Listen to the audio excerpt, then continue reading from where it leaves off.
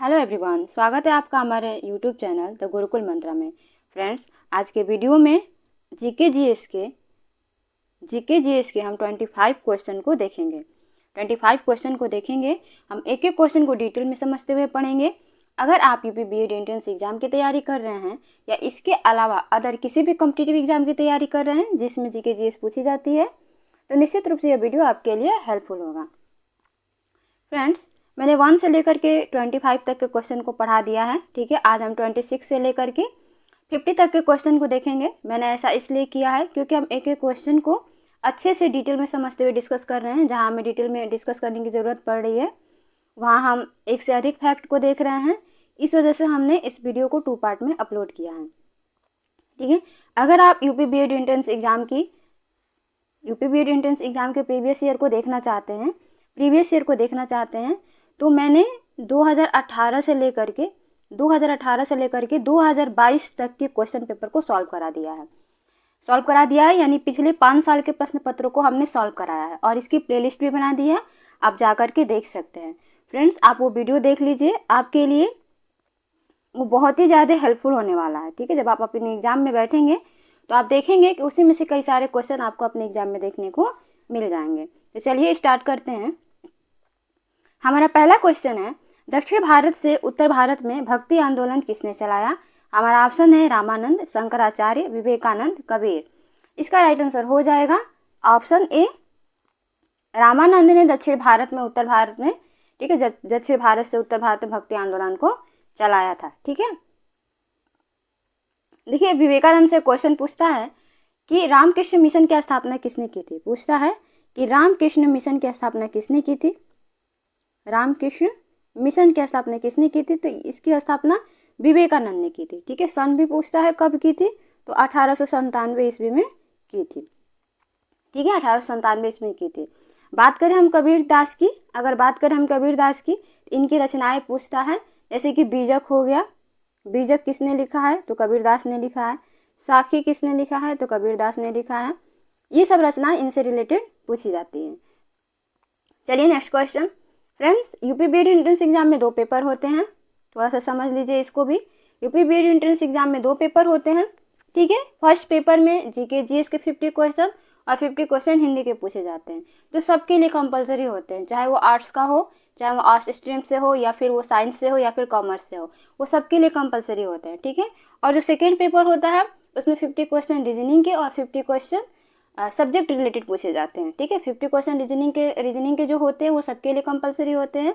बाकी जो 50 क्वेश्चन होते हैं, अगर आप साइंस से हैं तो साइंस से रिलेटेड क्वेश्चन रहेगा, अगर आप आर्ट्स से हैं तो आर्ट्स से रिलेटेड क्वेश्चन रहेगा, अगर आप कॉमर्स से हैं तो कॉमर्स से रिलेटेड क्वेश्चन रहेगा। तो ये जो मैं जीके जीएस पढ़ा रही हूँ, जो मैं ये जीके जीएस डिस्कस कर रही हूँ, वो सभी स्ट्रीम वालों के लिए इंपॉर्टेंट है। ठीक है, चलिए नेक्स्ट क्वेश्चन। हमारा नेक्स्ट क्वेश्चन है, किसी राज्य के उच्च न्यायालय के न्यायाधीशों के वेतन तथा भत्ते निम्नलिखित में से कौन सी निधि पर भारित होता है? हमारा ऑप्शन है भारत के आकस्मिक निधि पर, भारत के संचित निधि पर, भारत के लोक लेखा निधि पर, संबंधित राज्य के लोक लेखा निधि पर। देखिए, किसी राज्य के उच्च न्यायालय की बात कर रहा है, तो जब राज्य के उच्च न्यायालय की बात आ जाए तो संबंधित राज्य के लोक लेखा निधि पर भारित होता है। ठीक है, संबंधित राज्य के लोक लेखा निधि जो होती है उस पर न्यायाधीशों का वेतन क्या होता है? भारित होता है। चलिए नेक्स्ट क्वेश्चन। हमारा नेक्स्ट क्वेश्चन है, यदि 14 दिन के अंदर विधान परिषद वित्त विधेयक को नहीं लौटाती है तब दोनों सदनों का संयुक्त अधिवेशन आवश्यक है, दोनों सदनों की संयुक्त समिति में विचार होगा, विधानसभा को परिषद द्वारा सुझाए संशोधनों को मानना होगा, वह दोनों सदनों द्वारा पारित माना जाएगा। देखिए, इसका राइट आंसर हो जाएगा ऑप्शन डी। ठीक है, ऑप्शन डी। अगर 14 दिन के अंदर विधान परिषद वित्त विधेयक को नहीं लौटाती है तो उसे दोनों सदनों द्वारा पारित मान लिया जाता है। ठीक है, अगर बात करें हम विधान परिषद की, कि विधान परिषद के बारे में किस आर्टिकल में दिया है, तो विधान परिषद के गठन के बारे में, किसी राज्य में विधान परिषद के गठन के बारे में आर्टिकल 169 में दिया है, अनुच्छेद 169 में दिया है। ठीक है, चलिए नेक्स्ट क्वेश्चन। हमारा नेक्स्ट क्वेश्चन है, और देखिए विधान परिषद से एक और इम्पॉर्टेंट फैक्ट जान लेते हैं। देखिए, इस समय वर्तमान में 6 राज्यों में विधान परिषद है, 6 राज्यों में विधान परिषद है। ठीक है, पहले 7 राज्यों में था, लेकिन जब से जम्मू कश्मीर को केंद्र शासित प्रदेश में डाल दिया गया है, केंद्र शासित प्रदेश बना दिया गया है, तब से हमारे देश में 6 राज्यों में विधान परिषद है। ठीक है, चलिए नेक्स्ट क्वेश्चन। हमारा नेक्स्ट क्वेश्चन है, भारतीय संविधान के अनुच्छेद 344 के तहत प्रथम राजकीय भाषा आयोग का गठन हुआ था। कह रहा है कि अनुच्छेद 344 के तहत प्रथम राजकीय भाषा आयोग का गठन कब हुआ था और किस आयोग के द्वारा किया गया था। देखिए हमारा ऑप्शन है 1950 ईस्वी में के एम मुंशी की अध्यक्षता में, 1955 ईस्वी में बीजी खेर की अध्यक्षता में, 1960 ईस्वी में एम सी छागला की अध्यक्षता में और 1965 ईस्वी में हुमायूं की अध्यक्षता में। देखिए इसका राइट आंसर हो जाएगा ऑप्शन बी। ठीक है, 1955 ईस्वी में बीजी खेर की अध्यक्षता में जो प्रथम राजकीय भाषा है उस आयोग का गठन किया गया था। देखिए अगर सन पूछे तो 1955 ईस्वी में, किस आयोग के द्वारा, तो बीजी खेर की अध्यक्षता में। ठीक है, चलिए नेक्स्ट क्वेश्चन। देखिए क्वेश्चन ऐसे भी आ सकता है कि किसकी अध्यक्षता में प्रथम राजकीय भाषा का आयोग का गठन हुआ था, तो बीजी खेर की अध्यक्षता में। ठीक है, चलिए नेक्स्ट क्वेश्चन। अब नेक्स्ट क्वेश्चन है, पत्रकार के कर्तव्य का निर्वहन करते हुए जेल जाने वाला प्रथम भारतीय था। हमारा ऑप्शन है बाल गंगाधर तिलक, दादा भाई नौरोजी, मोतीलाल घोष, सुरेंद्र नाथ बनर्जी। देखिए तो पत्रकार के कर्तव्य का निर्वहन करते हुए जेल जाने वाला प्रथम व्यक्ति था बाल गंगाधर तिलक। ठीक है, इसका राइट आंसर हो जाएगा ऑप्शन है बाल गंगाधर तिलक। चलिए नेक्स्ट क्वेश्चन। हमारा नेक्स्ट क्वेश्चन है, निम्नलिखित में से किस वर्ष को सबसे गर्म 3 वर्षों में एक माना गया है। देखिए इसका राइट आंसर हो जाएगा ऑप्शन डी 2010। ऑप्शन के अनुसार हम इसका आंसर जानेंगे।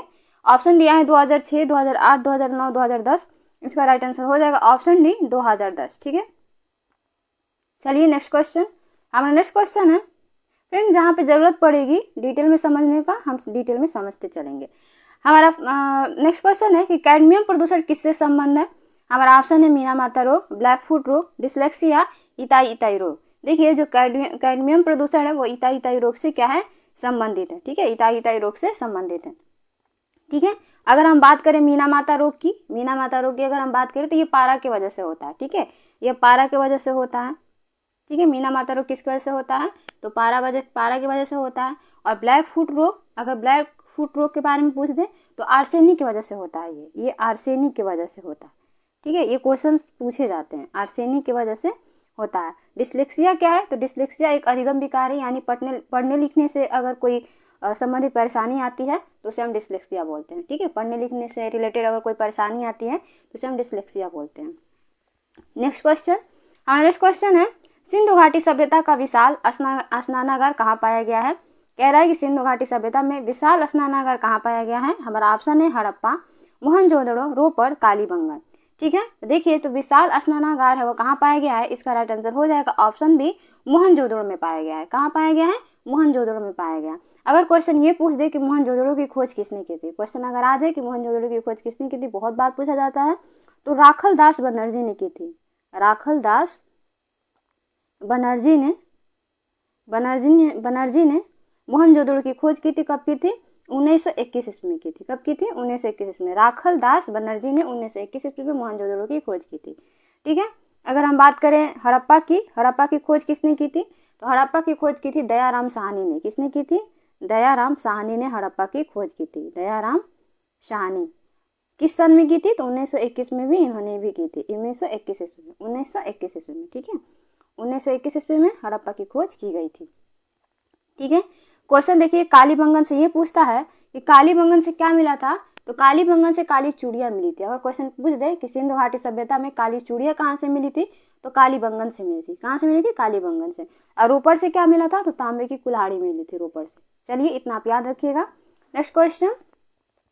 हमारा नेक्स्ट क्वेश्चन है, हेलीकॉप्टर का आविष्कार किसने किया था। हमारा ऑप्शन है कॉकरेल, ब्रिकवेट, ओटिस, फ्रैंक व्हिटले। देखिए हेलीकॉप्टर का आविष्कार जो है इसमें कोई भी ऑप्शन हमको सही नहीं लग रहा है, क्योंकि हेलीकॉप्टर का जो आविष्कार है वो किसने किया था, तो हेलीकॉप्टर का आविष्कार इगोर, ध्यान दीजिएगा, इगोर सिकोर्स्की ने किया था। आप याद रखिएगा, इसमें वो ऑप्शन में दिया ही नहीं है, तो मैं अपनी तरफ से बता दे रही हूँ इगोर। देखिए ध्यान दीजिएगा, इगोर। ठीक है, इगोर सिकोर्स्की, इगोर सिकोर्स, एक सेकेंड, इगोर सिकोर्स्की ध्यान दीजिएगा कि इगोर सिकोर्स्की ने हेलीकॉप्टर का आविष्कार किया था। ठीक है, इगोर सिकोर्स्की ने हेलीकॉप्टर का आविष्कार किया था। कब किया था? 1941 ईस्वी में। इसे याद रखिएगा। चलिए नेक्स्ट क्वेश्चन। हमारा नेक्स्ट क्वेश्चन है, आज उपलब्ध अधिकांश कंप्यूटर हैं तीसरी पीढ़ी के, चौथी पीढ़ी के, पांचवी पीढ़ी के, छठी पीढ़ी के। तो आज जो भी हम कंप्यूटर का यूज करते हैं वो पांचवी पीढ़ी के कंप्यूटर हैं। चलिए नेक्स्ट है, सबसे घना आबादी वाला सार्क देश है। हमारा ऑप्शन है भारत, पाकिस्तान, श्रीलंका, बांग्लादेश।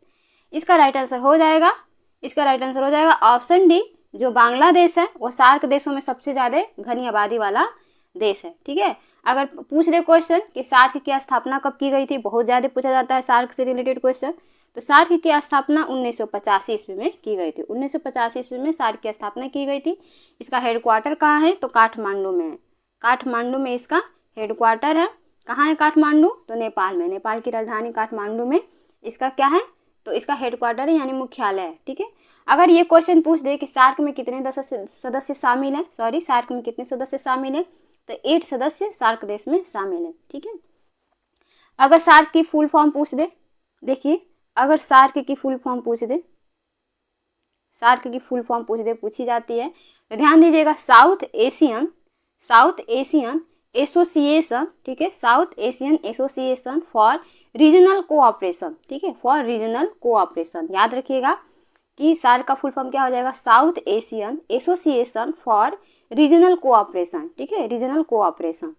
चलिए नेक्स्ट क्वेश्चन। हमारा नेक्स्ट क्वेश्चन है, राजपुताना के निम्न राज्यों में से किस एक ने अकबर की संप्रभुता, रुकिए इसको थोड़ा छोटा कर देते हैं। हाँ, राजपुताना के निम्न राज्यों में से किस एक ने अकबर की संप्रभुता स्वीकार नहीं की थी? ठीक है, इसका ऑप्शन दिया हुआ है आमेर, मेवाड़, मारवाड़, बीकानेर। इसका राइट आंसर हो जाएगा ऑप्शन बी, मेवाड़ ने अकबर की संप्रभुता को स्वीकार नहीं किया था। ठीक है, उस टाइम मेवाड़ के राजा कौन थे? उस टाइम मेवाड़ के राजा थे महाराणा प्रताप उस टाइम मेवाड़ के राजा थे, और इन्होंने अकबर की संप्रभुता को स्वीकार नहीं किया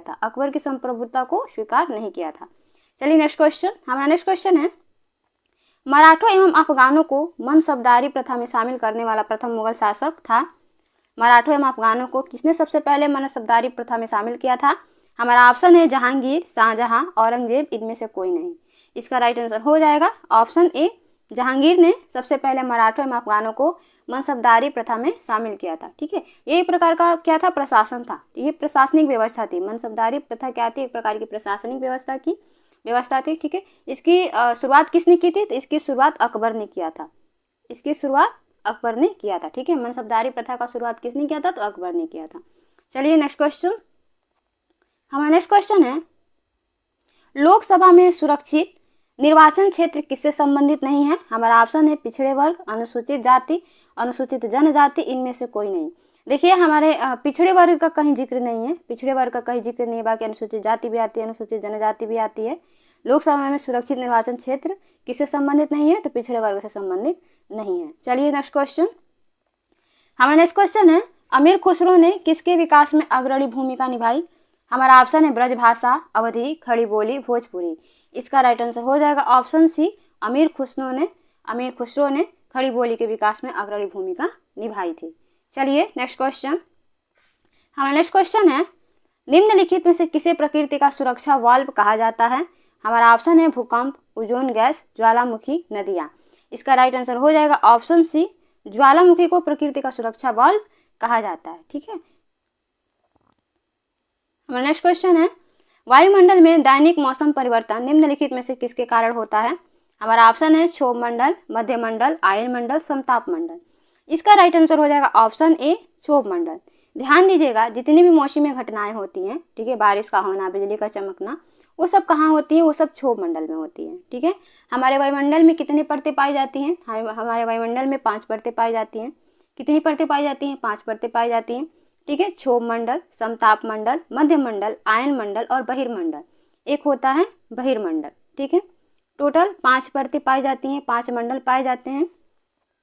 चलिए थोड़ा इसको अच्छे से समझ लेते हैं। वायुमंडल में मौसम परिवर्तन कहाँ होता है? क्षोभ मंडल में होता है। 5 परतें पाई जाती है हमारे वायुमंडल में। ठीक है, समताप मंडल में क्वेश्चन पूछता है कि ओजोन परत किस मंडल में पाया जाता है? पूछता है क्वेश्चन, बहुत ही फेमस है ये कि ओजोन परत किस मंडल में पाया जाता है, तो ओजोन परत समताप मंडल में पाया जाता है। ओजोन परत क्या करता है, तो ओजोन परत जो सूर्य से पराबैंगनी किरणें निकलती हैं, अल्ट्रावायलेट रेज निकलती हैं, उनसे हमको क्या करता है, प्रोटेक्ट करता है। इस वजह से जो अल्ट्रावायलेट रेज निकलती है उससे स्किन डिजीज होता है, ठीक है, तो उनसे ये क्या करता है, जो ओजोन परत है हमें बचाता है। किस मंडल में है, तो समताप मंडल में है, ठीक है। चलिए देखिए, समताप मंडल जो होता है वह हवाई जहाज के लिए सबसे अच्छा माना जाता है, हवाई जहाज उड़ाने के लिए सबसे अच्छा माना जाता है, क्योंकि क्षोभमंडल में मौसमी घटनाएं होती हैं, लेकिन समताप मंडल में ऐसी कोई घटनाएं नहीं होती हैं। इसीलिए जो हवाई जहाज है वो समताप मंडल में ही उड़ाया जाता है। चलिए नेक्स्ट क्वेश्चन, हमारा अगला क्वेश्चन है, पृथ्वी ग्रह की संरचना में मेटल के नीचे क्रूड निम्नलिखित में से किस एक से बना है। हमारा ऑप्शन है एल्यूमिनियम, क्रोमियम, लौह, सिलिकॉन। इसका राइट आंसर हो जाएगा ऑप्शन सी, लौह, ठीक है। देखिए, पृथ्वी के आंतरिक पार्ट को 3 भागों में डिवाइड किया गया है। सबसे ऊपर के भाग को क्रस्ट बोलते हैं, बीच वाले भाग को मेटल बोलते हैं, और सबसे अंदर के भाग को क्रोड या कोर बोलते हैं। और जो कोर होता है उसमें सबसे ज़्यादा लौह पाया जाता है। चलिए नेक्स्ट क्वेश्चन, हमारा नेक्स्ट क्वेश्चन है, अवध के एका आंदोलन का उद्देश्य क्या था। अवध के एका आंदोलन का उद्देश्य क्या था। हमारा ऑप्शन है सरकार को लगान देना बंद करना, जमींदारों के अधिकारों की रक्षा करना, सत्याग्रह की समाप्ति, खरीफ और रबी के समय सरकार को लगान बराबर देना। देखिए, इसका राइट आंसर हो जाएगा ऑप्शन ए, ऑप्शन ए, ठीक है। सरकार को लगान देना बंद करना एका आंदोलन का मुख्य उद्देश्य था। चलिए नेक्स्ट क्वेश्चन, हमारा नेक्स्ट क्वेश्चन है, किस सुल्तान के काल में खालसा भूमि अधिक पैमाने पर विकसित हुई, ठीक है। किस सुल्तान के काल में खालसा भूमि जो थी वो सबसे ज़्यादा अधिक पैमाने पर विकसित हुई थी। हमारा ऑप्शन है गयासुद्दीन बलबन, अलाउद्दीन खिलजी, मोहम्मद बिन तुगलक, फिरोज शाह तुगलक। इसका राइट आंसर हो जाएगा ऑप्शन बी, अलाउद्दीन खिलजी के समय जो खालसा भूमि थी वो सबसे अधिक पैमाने पर विकसित हुई थी।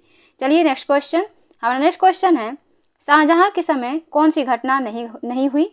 हमारा ऑप्शन है जुझार सिंह बुंदेला का विद्रोह, खान जहां लोधी का विद्रोह, पुर्तगालियों का दमन, महावत खां का विद्रोह। इसका राइट आंसर हो जाएगा ऑप्शन डी, कि शाहजहां के शासनकाल में महावत खां का विद्रोह नहीं हुआ था। बाकी जुझार सिंह बुंदेला का विद्रोह भी हुआ था, खान जहां लोधी का विद्रोह भी हुआ था, और पुर्तगालियों का दमन हुआ था।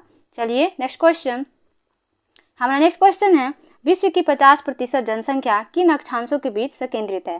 कहने का मतलब है कि विश्व की जो 50% जनसंख्या है वो किस अक्षांश के बीच में निवास करती है। हमारा ऑप्शन है 5 degree north to 20 degree north, 20 degree north to 40 degree north, ठीक है, 40 डिग्री नॉर्थ से 60 डिग्री नॉर्थ, और 20 डिग्री साउथ से 40 डिग्री साउथ। इसका राइट आंसर हो जाएगा ऑप्शन बी, कि जो विश्व की 50% जो जनसंख्या है वो सबसे ज़्यादा 20 डिग्री नॉर्थ से 40 डिग्री नॉर्थ तक, मतलब 40 डिग्री नॉर्थ तक क्या करती है, निवास करती है। अगर एग्जाम में पूछ दे कि विश्व जनसंख्या दिवस कब मनाया जाता है, विश्व जनसंख्या दिवस कब मनाया जाता है, तो आप क्या बताएंगे कि जो विश्व जनसंख्या दिवस है वह 11 जुलाई को मनाया जाता है। ये क्वेश्चन बहुत बार पूछा जाता है, विश्व जनसंख्या दिवस कब मनाया जाता है, तो 11 जुलाई को मनाया जाता है। हाल ही में जो डाटा आया है 2022-23 में जो डाटा आया है, उस डाटा में सबसे ज़्यादा जनसंख्या जो है वो भारत की हो गई है। भारत अब जनसंख्या के मामले में पहले स्थान पर हो गया है। इससे पहले चीन था, लेकिन अब ये चीन को भी पीछे छोड़ दिया है। चलिए नेक्स्ट क्वेश्चन, हमारा नेक्स्ट क्वेश्चन है, पंचायती राज संस्थाएं अपनी निधि हेतु निर्भर होती हैं। अपनी निधि हेतु जो पंचायती राज संस्थाएं हैं वो किस पर निर्भर होती हैं। हमारा ऑप्शन है संपत्ति कर पर, सरकारी अनुदान पर, स्थानीय कर पर, विशेष कर पर। इसका राइट आंसर हो जाएगा ऑप्शन बी, जो पंचायती राज संस्थाएं हैं अपनी निधि हेतु सरकारी अनुदान पर क्या होती हैं, निर्भर होती हैं। चलिए नेक्स्ट क्वेश्चन, हमारा नेक्स्ट क्वेश्चन है, तंबाकू उत्पादन में भारत विश्व में कौन सा स्थान रखता है। हमारा ऑप्शन है पहला, दूसरा, तीसरा, चौथा। इसका राइट आंसर हो जाएगा ऑप्शन बी, दूसरा। जो तंबाकू उत्पादन है उसमें भारत विश्व में दूसरे स्थान पर है। पहले पे कौन है, तो पहले पे चीन है, ठीक है। पहले पे कौन है, पहले पे चीन है। चलिए, अगर क्वेश्चन ये पूछ दे आपके एग्जाम में कि विश्व तंबाकू निषेध दिवस कब मनाया जाता है, अगर आपके एग्जाम में आ जाए कि विश्व तंबाकू